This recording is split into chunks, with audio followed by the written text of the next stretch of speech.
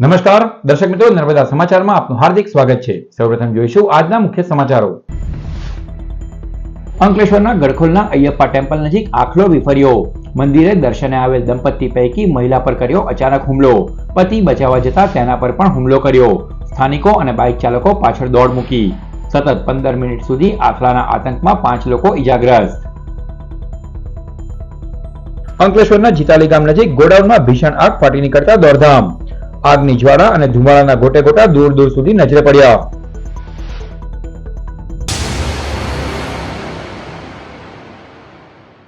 અંકલેશ્વરમાં રખડતા ઢોરોના આતંકનો વધુ એક કિસ્સો સામે આવ્યો છે, જેમાં એક આખલાએ મંદિર દર્શન કરવા આવેલ દંપતી પર જાનલેવા હુમલો કર્યો હતો।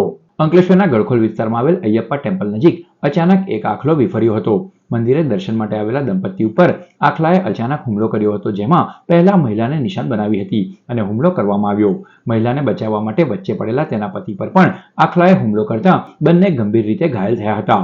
એટલું જ નહીં, વિફરેલા આખલાએ આસપાસના સ્થાનિકો તેમજ બાઇક ચાલકો પાછળ પણ દોટ મૂકી હતી, જેના કારણે સમગ્ર વિસ્તારમાં ભયનો માહોલ સર્જાયો હતો। લગભગ 15 મિનિટ સુધી આખલો બેકાબુ રહ્યો હતો અને આ દરમિયાન કુલ 5 લોકો ઇજાગ્રસ્ત થયા હોવાનું જાણવા મળ્યું છે। સમગ્ર ઘટનાના સીસીટીવી ફૂટેજ પણ બહાર આવ્યા છે, જેમાં આખલો લોકોને દોડાવીને હુમલો કરતો નજરે પડી રહ્યો છે। ઘટનાની જાણ થતાં જ સ્થાનિકો દ્વારા તંત્રને જાણ કરવામાં આવી હતી। હાલ સમગ્ર મામલે પાલિકા અને તંત્ર દ્વારા કાર્યવાહી હાથ ધરવામાં આવી છે અને રસ્તે રખડતા પશુઓ અંગે ફરી એકવાર પ્રશ્ન ઊભો થયો છે।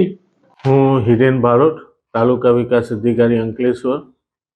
આજ સવારે જ મને સમાચાર મીડિયા થ્રુ મળ્યા છે કે ગડખોલમાં રખડતા આખલાનો જીવલેણ આતંકનો હુમલો થયો છે, જેમાં મેં તમામ ગ્રામ પંચાયતોને સૂચના આપી દેવામાં આવી છે તથા આવા જે પણ રખડતા ઢોરો છે તેમને પાંજરામાં લઈ અને સેફ જગ્યાએ છોડી દેવા તથા નગરપાલિકા સાથે પણ કોઓર્ડિનેટ કરી અને વહીવટી તંત્ર સજાગ રીતે પગલાં લઈ રહી છે કે જેથી આમ જનતાને કોઈ નુકસાન ન થાય। 26 તારીખે રાત્રે અયપ્પા મંદિર નજીક એક દુઃખદ ઘટના બની। રખડતા ઢોરના ત્રાસને કારણે ઘણા લોકોને ઈજા, 5 જેટલા લોકોને ઈજા પણ પહોંચી છે। વહીવટી તંત્રને ચોક્કસપણે આજે જાણ કરીએ કે રખડતા શ્વાન, આવા ઢોર એનું તાત્કાલિક ધોરણે નિવારણ કરે અને ગામના લોકોને પડતી જે આ મુશ્કેલી છે એમાં આગળ આવીને એમને સંવેદના પાઠવે એ જ અવિયર। અંકલેશ્વરના જીતાલી ગામ નજીક ગોડાઉનમાં ભીષણ આગ ફાટી નીકળતા દોડધામ મચી ગઈ હતી। અંકલેશ્વર તાલુકાના જીતાલી ગામ નજીક આવેલ એક ગોડાઉનમાં અચાનક ભીષણ આગ ફાટી નીકળતા સમગ્ર વિસ્તારમાં અફરાતફરી મચી ગઈ હતી। આગની જ્વાળાઓ અને ધુમાડાના ગોટે ગોટા એટલા ભયાનક હતા કે દૂર દૂર સુધી નજરે પડ્યા હતા। આગ લાગવાની ઘટના સામે આવતા આસપાસના લોકોમાં ભયનો માહોલ સર્જાયો હતો અને તાત્કાલિક સ્થાનિકોએ ફાયર બ્રિગેડને જાણ કરી હતી। માહિતી મળતાની સાથે જ ફાયર ફાઇટરો ઘટના સ્થળે પહોંચી ગયા હતા અને આગ પર કાબુ મેળવવાના પ્રયાસ શરૂ કરાયા હતા। ફાયર વિભાગ દ્વારા સતત પાણીનો મારો ચલાવી આગને કાબુ લેવાનો પ્રયાસ કરવામાં આવ્યા। હાલ આગ લાગવાનું ચોક્કસ કારણ જાણી શકાયું નથી। ગોડાઉનમાં ભારે નુકસાન થવાની શક્યતા વ્યક્ત કરવામાં આવી રહી છે।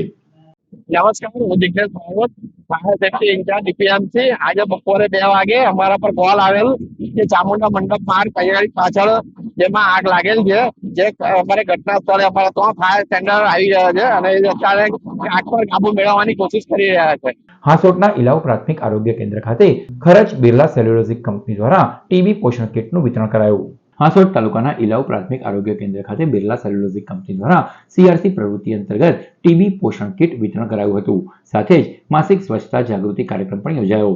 આ પ્રસંગે ટીબી જેવી ગંભીર બીમારી સામે લડવા માટે યોગ્ય પોષણના મહત્વ પર ભાર મૂકવામાં આવ્યો હતો। ટીબીના દર્દીઓને 38 પોષક કિટ આપવામાં આવી હતી। સાથે જ સ્થાનિક કિશોરીઓને રીયુઝેબલ સેનિટરી પેડનું પણ વિતરણ કરવામાં આવ્યું। બિરલા સેલ્યુલોઝિક છેલ્લા 3 વર્ષથી હાંસોટના 52 ગામોમાં ટીબીના દર્દીઓને પોષણ કિટ ઉપલબ્ધ કરાવી રહી છે। અત્યાર સુધીમાં 1500થી વધુ ટીબી દર્દીઓને આ યોજના અંતર્ગત લાભ આપવામાં આવ્યો છે। આ પ્રયાસોના પરિણામે હાંસોટ તાલુકાના 14 ગામોને ટીબી મુક્ત જાહેર કરવામાં આવ્યા છે। કાર્યક્રમમાં કંપનીના Sumabindu Poonam Rawat, CSR manager Rajdeep Parmar, taluka health officer Sanjay Dubey, પીએચસીના ડોક્ટર વિધિ અડાજણિયા, ગિરીશ પટેલ તેમજ કંપનીના કર્મચારીઓ ઉપસ્થિત રહ્યા હતા। નમસ્કાર, હું છું Nirmita, CSR department, Birla cellulosic ખરચ। આજ રોજ પીએચસી ઇલાવ મુકામે ટીબી ન્યુટ્રિશન કિટ પ્રોગ્રામ વિતરણ કાર્યક્રમ યોજવામાં આવેલો હતો। ખાસ કરીને ભારત દ્વારા ચાલતા જે ટીબી એલિમિનેશન પ્રોગ્રામમાં સતત 3 વર્ષથી બિરલા સેલ્યુલોઝિક કંપની હાંસોટ તાલુકાના તમામ ગામોના ટીબી પેશન્ટને ન્યુટ્રિશન કીટ આપવાનું ઉમદા કાર્ય કરી રહ્યું છે, જેમાં આજ રોજ એક વિશેષ કાર્યક્રમ યોજવામાં આવ્યો હતો, જેમાં ખાસ કરીને કંપનીના CEO સરના જે વાઇફ છે એ પણ ઉપસ્થિત હતા, બિરલાની ટીમ ઉપસ્થિત હતી અને એમની હાજરીમાં આજે ટીબીના પેશન્ટને કીટ વિતરણ કરવામાં આવ્યું છે. ભરૂચના ભોલાવ સ્થિત પ્રાર્થના વિદ્યાલયમાં ત્રિદિવસીય શીતોત્સવનું આયોજન કરવામાં આવ્યું હતું. પ્રાર્થના વિદ્યાલયમાં શાળાના ત્રિદિવસીય રમોત્સવ શીતોત્સવ 2026ના ઉદ્ઘાટનમાં મુખ્ય મહેમાન તરીકે ડીવાયએસપી ડોક્ટર અનિલ સિસારા, જિલ્લા ક્રિકેટ એસોસિએશનના ટ્રેઝરર કીર્તિ શાહ તેમજ નારાયણ વિદ્યાવિહારના આચાર્ય ડોક્ટર મહેશ ઠાકર ઉપસ્થિત રહ્યા. ઉદ્ઘાટન સમારોહનું Brazil dance, tiny ટોટ્સ parade, house parade, parachute activity, woman cricket dance જેવી કૃતિઓથી વિદ્યાર્થીઓએ રજૂ કરી હતી. Managing trustee doctor Jignesh Patel દ્વારા આકાશમાં બલૂન ઉડાડી તથા શિક્ષકો દ્વારા આતશબાજી કરી કાર્યક્રમનો શુભારંભ કરાયો. ત્યારબાદ રમતોત્સવમાં દોરડા ખેંચ, જલેબી રેસ તથા વિવિધ સ્પર્ધાઓ યોજવામાં આવી હતી. હવે શુક્ર અને શનિવારે અન્ય રમતો રમાશે. અંતે વિવિધ રમતોમાં વિજેતા થયેલા વિદ્યાર્થીઓને પ્રમાણપત્ર અને મેડલ આપી પ્રોત્સાહિત કરવામાં આવશે.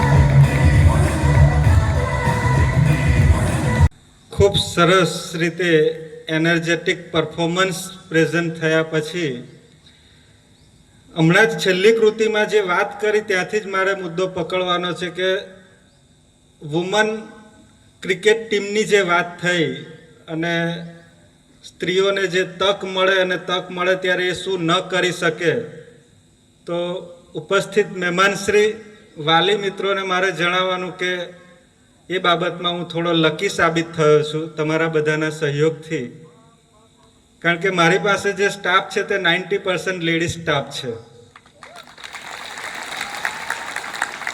અને મને ગર્વ એ બાબતનો છે કે એમની પાસે આ સુકાન છે અને એ સુકાન સારી રીતે સંભાળી રહ્યા છે અને સારી રીતે આપણા વિદ્યાર્થીઓને, આપણા બાળકોને ટ્રેન કરી રહ્યા છે. એટલે કેટલી બધી માતાઓ છે. શીતોત્સવ કાર્યક્રમમાં આવવાથી જે કૃતિ બધી જોઈ એમાં ખૂબ આનંદ થયો કે ટીચર અને વિદ્યાર્થીઓ સાથે ખૂબ ઉત્સાહથી, તાલમેલથી અને જે રજૂ કરી એમાં વિવિધતા હતી. બીજું મિત્રો, સ્પોર્ટ્સ જે છે એ સ્પોર્ટ્સ તમને જીવનમાં શિસ્ત શીખવાડશે. શિસ્ત વગર કોઈ પણ જીવન નકામું. સામાજિક ક્ષેત્રે ભણતર હોય, તમારું કંઈ પણ કામ હોય, તો તમે જો શિસ્તથી કામ કરશો તો તમે ચોક્કસ સફળતા તરફ આગળ વધશો. ભરૂચના વડદલા ગામે નાણાંના લોકાર્પણ સહિત સીસી રોડનું ખાતમુહૂર્ત મળી ₹2.45 કરોડના કામોનો શુભારંભ કરાયો. વડદલા ગામે 2 કરોડ 45 લાખના ખર્ચે 3 કામોનું ખાતમુહૂર્ત અને લોકાર્પણ ભરૂચના ધારાસભ્ય રમેશ મિસ્ત્રીના હસ્તે કરાયું હતું. ગરમિયા નાળા, એપ્રોચ રોડ અને સીસી રોડ સાથે સ્લેબ ડ્રેનેજના કામના ભૂમિપૂજન અને લોકાર્પણમાં સરપંચ, ડેપ્યુટી સરપંચ, પંચાયતના સભ્યો, તાલુકા પંચાયતના પ્રમુખ સભ્યો સહિત ગ્રામજનો મોટી સંખ્યામાં ઉપસ્થિત રહ્યા હતા. આજે ભરૂચ તાલુકાના ભરૂચ વિધાનસભાના વડદલા ગામે વડદલા ગામના એન્ટરન્સમાં વડદલા એપ્રોચ ઉપર અને વડદલા ગામનું જે બીજું એન્ટરન્સ છે એમાં ગરમિયા કાંસ ઉપર બંને ઉપર સ્લેબ ડ્રેન બનાવવા માટે તેમજ વડદલા ગ્રામ પંચાયતની હદમાં આવેલ સર્વમ સોસાયટીના રોડનું આ બંનેનું ખાતમુહૂર્ત અને લોકાર્પણ કરવામાં આવ્યું છે. લગભગ 2 કરોડ અને 45 લાખ રૂપિયાના ખર્ચે આ ત્રણેય કામો ખાતમુહૂર્ત અને લોકાર્પણ થઈ રહ્યા છે. વડદલા ગામમાં આ સાથે નેશનલ હાઈવે ઉપરથી ગુજરાત ગેસની પાઇપલાઇનનું કામ નાખવાનું પણ પૂરું થયું છે, મેઇન લાઇન. હવે એના ટેસ્ટિંગનું કામ અત્યારે ચાલુ છે. આ કામ પૂરું થતાં વડદલા ગામના તમામ નાગરિકોને આ ગેસ લાઇન પાઇપલાઇનનો પણ લાભ મળશે. જાડેશ્વર ગામમાં ત્રિદિવસીય કરુણાસાગર મહારાજ મંદિરના રજત જયંતિ મહોત્સવની પૂર્ણાહુતિ કરાઈ. જડેશ્વર સત કેવલ યુવા પ્રગતિ મંડળ દ્વારા પરમ ગુરુ કરુણાસાગર મહારાજ મંદિરના રજત જયંતિ મહોત્સવનો મંગળવારથી આરંભ થયો હતો. કેવલ જ્ઞાન પીઠાધીશ્વર જગતગુરુ અવિચલ દેવાચાર્યની પધરામણી થઈ હતી. મોટી સંખ્યામાં ગ્રામજનો અને શ્રદ્ધાળુઓએ જોડાઈ પ્રભુ પ્રભાત ફેરીમાં ગુરુજી આગમન સાથે સત્સંગ કીર્તન અને આરતીનો લાભો લીધો હતો. અમેરિકા છીએ તો અમેરિકામાં બધા અહીંથી લોકો એટલા માટે ગયા કે અમારા બાળકોનું ભવિષ્ય, પણ અત્યારે ભવિષ્ય બધાનું અંધકારમય છે.